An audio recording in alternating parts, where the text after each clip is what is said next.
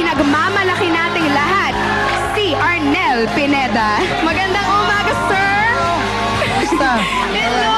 Good morning, good morning. Si Arnel Good morning. nandito! Hello. Good morning. Welcome to Simply Thank you. KC. Thank you for having me here. How Thank do you feel? Great, great. I'm here.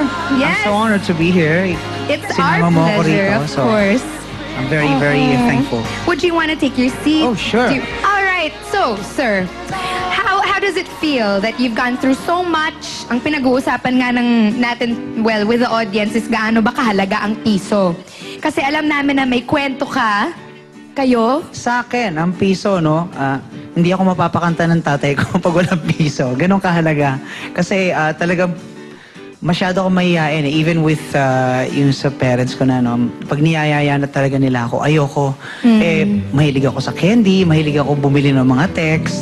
So yung piso, mahalaga sa akin noon. So bata ka, pag inabutan ka ng piso, talagang kanta na ako. Binabribe nila ako ng piso para lang kumanta ako. Okay. Ay, sandali lang. Eto, meron akong nahanap actually. Sige, kailangan yung luma yan. Ay, Para yes! Meron maalala akong ko talaga. surprise. Nakahanap ako ng Yes! lumang piso. tatakbo na ako doon sa katabi namin tindahan. Bibiling ko na yung candy ko tsaka yung text ko.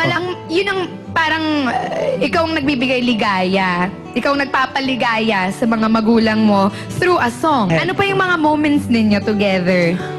Yung pag nagtatrabaho sila, nananahi sila, pag naka-open yung radio, alam ng mama ko na malapit lang ako ron, sisigaw siya. Ariel! Lapit ka rito. Takot ako sa nanay ko eh. Kasi palo ako ron pag hindi ako lumapit agad. Ayun pala, papakantahin lang niya ako. Wow! So ano yung kantang naaalala ng isang Arnel Pineda na napakasikat na ngayon, obviously? Madalas namin kantahin actually yung pag narinig niya yung Evergreen. Paano nga yung Evergreen? Yung love, soft as an easy chair. Love, fresh as the morning air. One love that is shared by two. I have found in you.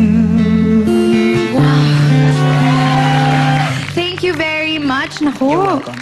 Well, Arnel, isa pa daw sa mga memorable na kanta para sa'yo is from Michael Jackson. Ayun. Ako.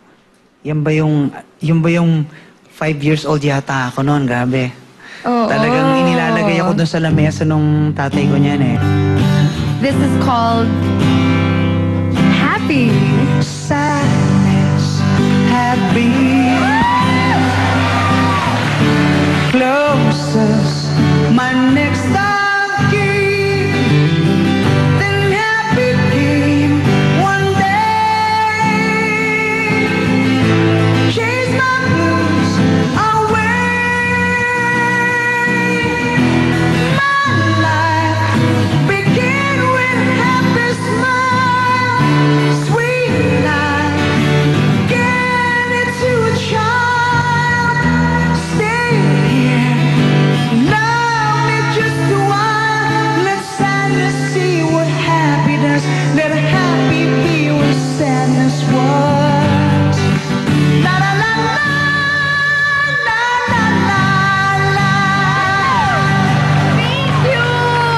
Hold on, we would like to thank also Mr. Monet Kahite. My friend for 27 years. Yeah, we've been together 27 for 27 years. Yeah, we've been friends. How does it feel to be Journey's frontman and then having a friend like him who's known you for so Until long? now, I'm still pinching myself every time I go up. That's big stage, big crowd, thousands of people watching. Parang lang, ang pakiramdam ko lagi, parang lang, yung inedit ako, nilagay lang ako doon sa stage with them. Tapos really nakikijamming ako naman. ganun, wild. Kuya Monet, how are you? I'm good. You're good. Ano pong pakiramdam to see somebody like, your friend? I mean, of course, we know him as the Arnel Pineda, but ilang years na kayo? 27 years na magkaibig. Well, I'm so honored na nakasama ko siya for 26 years. Yun, tsaka I'm proud and happy for him. Hindi lang siguro ako, tayong lahat. Tsaka yung mga kasama ko sa Amo Band. At malamang po, ngayong araw na to, pag-uusapan po kasi natin ni na Sir Arnel Pineda ang mga pinagdaanan po niya sa buhay. Nandun po ba kayo sa mga panahong yon? Yeah. Medyo nakakaiyak. Marami pong salamat, Sir Manel. Okay. As a singer, As a singer, we heard na pagdating sa isang singing contest, may time na talagang medyo naluluha ka o naiiyak ka. kasi ayaw ko sumali talaga sa contest. Akala yata ng lahat, Kasi, natatouch ka sa oo. kanta. No, every time talaga, pagdarating na yung fiesta sa amin sa M. De La Fuente, sa Sampaloc, tinatawag na ako ng tatay ko. Sabi niya, Arnel, lika rito. Bakit po? Yan, sabi ko, susukatan kita. Ay, huwag na. Tatakbo na ako noon. Siyempre, eventually, mag-give in ako. Magpapasukat na ako. Habang sinusukatan pa lang ako, inis na ako. Kasi mangot akong gano'n. Ano na ako. Ayoko talaga. Madalas ko nung kantahin yung gaano ko ikaw kamahal. Naks, pasample naman nun.